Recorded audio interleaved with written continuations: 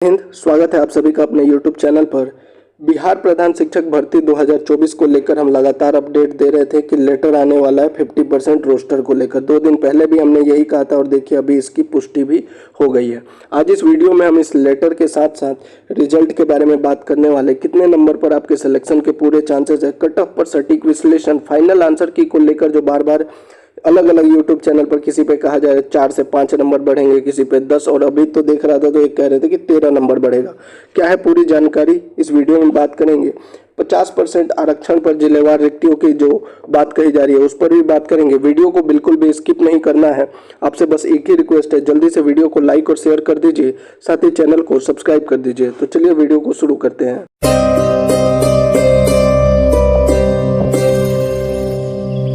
सबसे पहले मैं आपको दिखाता हूँ ये जो लेटर कल जारी किया गया है। विषय क्या है, प्राथमिक विद्यालय के प्रधान शिक्षक हेड टीचर के नियुक्ति हेतु संशोधित रोस्टर उपलब्ध कराने के संबंध में। अब देखिए ये लेटर जो है ये कल जारी किया गया है, 6 अगस्त को जारी किया गया है। इसमें यहाँ पे लिखा हुआ देखिए, अतः उपयुक्त के संदर्भ में निर्देशानुसार कहना है कि प्रधान शिक्षक की नियुक्ति हेतु 50% आरक्षण के अनुरूप नियमानुसार रोस्टर क्लियरेंस के पश्चात संलग्न विहित प्रपत्र के हार्ड एवं सॉफ्ट कॉपी 1 सप्ताह के भीतर, यानी कि 6 तारीख को यह दिया गया है, 1 सप्ताह यानी 7 दिन, यानी मान के चलिए 14 अगस्त तक जो है इसको टाइमलाइन रखा गया है। साथ ही अगर आप रिजल्ट की बात करें तो रिजल्ट हमने जैसा कि पहले बताया था 20 अगस्त के आसपास या उससे 1-2 दिन पहले ही रिजल्ट आपको देखने को मिल जाएगा। आपको लग रहा होगा सरकार जानबूझकर धीरे कर रही है, लेकिन सच मानिए सरकार के पास बहुत अच्छा चांस था कि इसको और लटका के रखा जा सकता था। सरकार को अगर ये एग्जाम को लटकाना होता तो वो ये कह सकती थी कि 11 सितंबर को जो सुप्रीम कोर्ट में सुनवाई होगी उसके बाद हम करेंगे, लेकिन सरकार चाहती है कि रिजल्ट जल्दी घोषित हो जाए, इसीलिए 50% जो रोस्टर के हिसाब से जो है रोस्टर क्लियरेंस मांगा गया, 50% आरक्षण के हिसाब से। तो ये तो हो गई लेटर, आप पूरा देख लीजिएगा। इसमें जो मेन पॉइंट था वो मैंने आपको पढ़ के बता दिया कि 40,247। अब बात कर लेते हैं, देखिए ये सभी जिलों का, देखिए एक तो होता है कि सभी यूट्यूब चैनल या हम भी जो है 40,247 को 50% रोस्टर के हिसाब से यहाँ पे बना दे रहे हैं, लेकिन सरकार को ये नहीं चाहिए। सरकार को चाहिए जिलों के साथ किस जिले में कितने वैकेंसी है, किस कैटेगरी का, वो वाला रोस्टर चाहिए सरकार को, इसलिए इसमें 1 हफ्ते का टाइम लग रहा है। अब बात कर लेते हैं जो बिहार प्रधान शिक्षक भर्ती का 50% आरक्षण रिक्त पद है, यूआर का कितना बन जाएगा 40%, 16,099। इसमें महिलाओं के लिए है 5,635। ईडब्ल्यूएस का पहले भी 10% था, अभी भी 10% यानी 4,024, 1,408। ईबीसी का 18%, 7,245 यानी महिलाओं के लिए 2,536। बीसी के लिए 12% यानी 4,829, लेकिन आपको पता होगा बीसी के लिए 50% में वुमेन के लिए अलग से 3% था, तो यानी 1,690 और 1,208, तो 2,898 सीटें जो है महिलाओं के लिए रहीं। एससी की बात करें तो एससी कैटेगरी में 16% यानी 6,439 और महिलाओं के लिए 2,254 सीटें। एसटी की बात करें तो 1% यानी 403 और महिलाओं की बात करें तो 141 सीटें।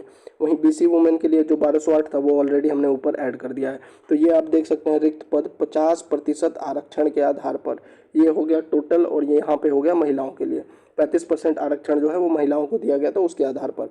अब बात कर लेते हैं, देखिए कट ऑफ बताना बहुत ईजी है, लेकिन कैसे बताया जा रहा है और जो आंसर की को लेकर कहा जा रहा है कि किसी के 4 से 5 नंबर बढ़ेंगे, कोई कह रहा है 10 नंबर बढ़ जाएंगे, तो अभी एक चैनल पे कह रहे थे कि 13 नंबर बढ़ेंगे। देखिए सच्चाई यह है कि ये किसी को नहीं पता है कि कितने नंबर बढ़ेंगे, क्योंकि जो कमेटी बनाई गई है आपत्ति दर्ज कराने को, वो जब तक रिपोर्ट नहीं देगी या कोई नहीं बता सकता कितने नंबर बढ़ेंगे या घटेंगे। और समस्या कहाँ पे हो रही है आंसर की, कि वो इस वाले पार्ट में हो रहा है, पार्ट 2 में। इसमें बहुत सारे प्रश्नों पर जो है आपत्ति दर्ज कराई गई है। लेकिन एक चीज़ और बता दूँ, जितने भी प्रश्नों पर आपत्ति दर्ज कराई गई है, बीपीएससी जो है वो गूगल और ये कंपटीशन एग्जाम वाले टीचर क्या पढ़ाते हैं उसको नहीं मानता। बीपीएससी जो है आपत्ति दर्ज कराई गई है वो सिर्फ 2 ही चीज़ों को देखेगा, सीईआरटी और एनसीईआरटी, ठीक है।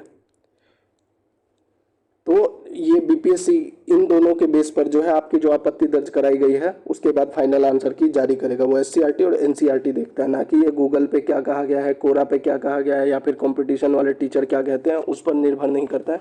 बीपीएससी एनसीईआरटी और एससीईआरटी को देखता है।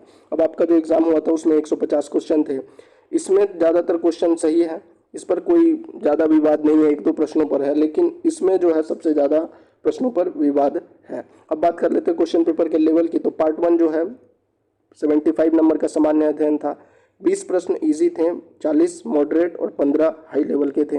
हाई लेवल मतलब मॉडरेट टू हाई। वहीं पार्ट 2 की बात करें डीएलएड के 10 डायरेक्ट क्वेश्चन थे, 40 मॉडरेट थे और 25 थे जो थोड़े से घुमा के पूछे गए थे। जितने भी हमने अभ्यर्थियों से, शिक्षकों से बात की, उनका भी यही मानना था। इन सभी चीज़ों को ध्यान में रखते हुए, और जैसा कि आपको पता है 1.19 यानी 1,19,000 लोग, 1,20,000 के आसपास जो है लोगों ने इस एग्ज़ाम में अपीयर किया। उसके आधार पर जो हमने कट ऑफ बनाया था, और अभी जो 50% आरक्षण की सीटें हैं, इन सभी चीज़ों को ध्यान में रखकर ये एक्सपेक्टेड कट ऑफ बनाया गया है। इससे पहले आपको यह भी पता होना चाहिए कि यूआर के लिए 40 नंबर जो है ये क्वालिफाइंग है।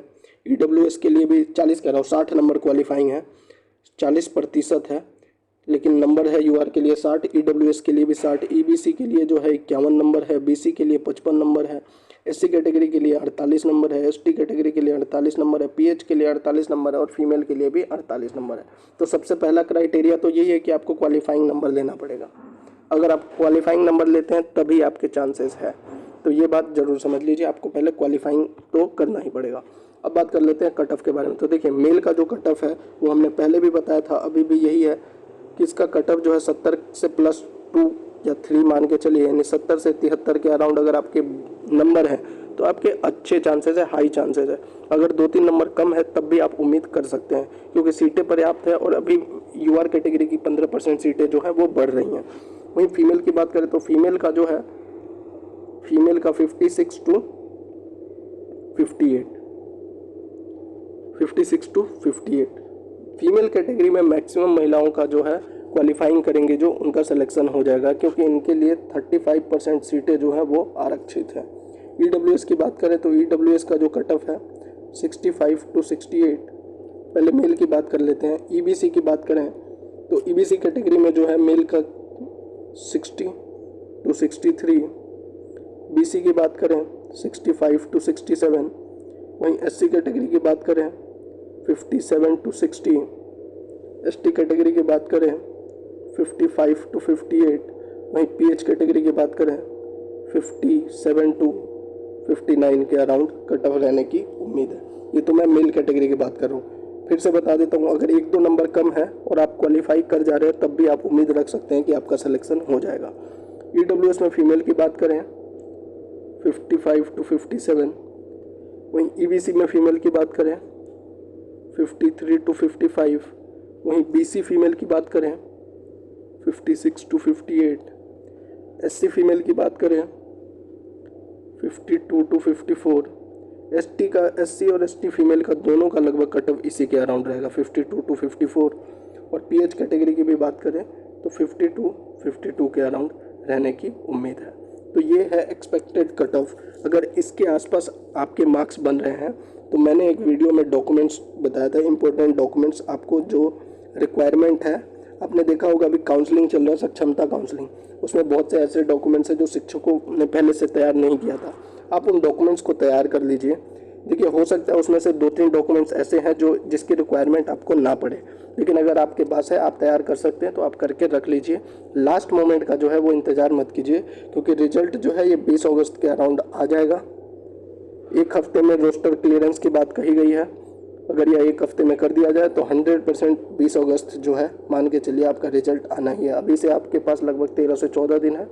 आप ये सब डॉक्यूमेंट्स की प्रक्रिया, अगर आपको लगता है आपके मार्क्स इसके अराउंड है, कट ऑफ के अराउंड है, तो आप तैयारी कर लीजिए। बाकी अगर आपके मन में कोई भी प्रश्न है तो आप कमेंट बॉक्स में ज़रूर पूछिएगा। जय हिंद।